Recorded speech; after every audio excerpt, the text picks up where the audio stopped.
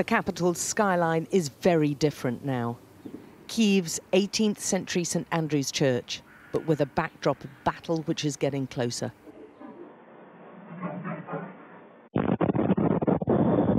The city's been put under strict curfew to try to limit the lives lost, but there's no protecting against attacks like these.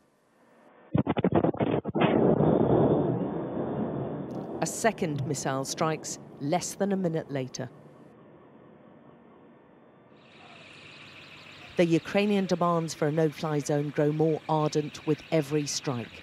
And despite hints of progress on peace talks, the president's chief of staff told us there were red lines they would not cross.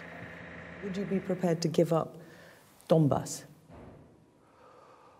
Look, I say and answer to your questions.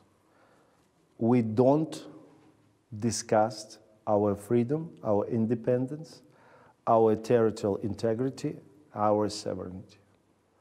All another issue we can sittings and discuss.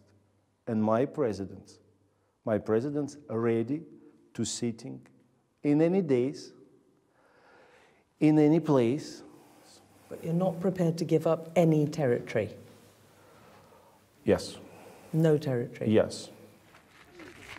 They're on the lookout for Russian saboteurs.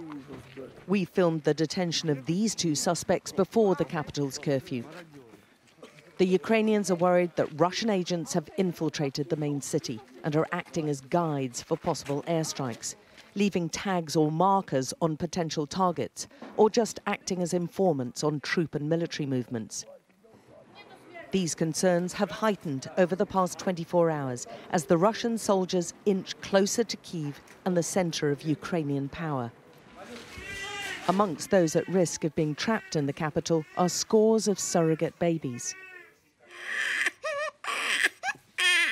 There are so many, the nursery is a constant hubbub of crying demands for attention.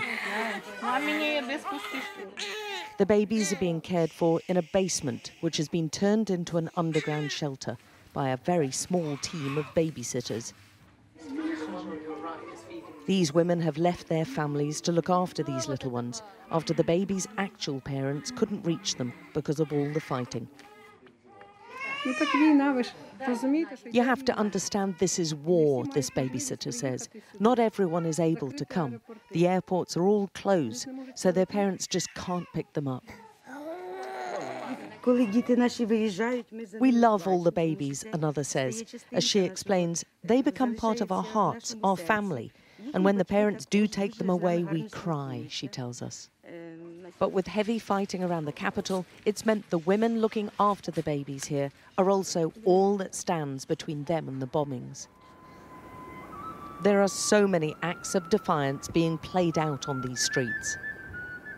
One soldier and his flute and the national anthem. We won't be ruled by others, it goes. In so many ways, he speaks for his country. Alex Crawford, Sky News, Kyiv.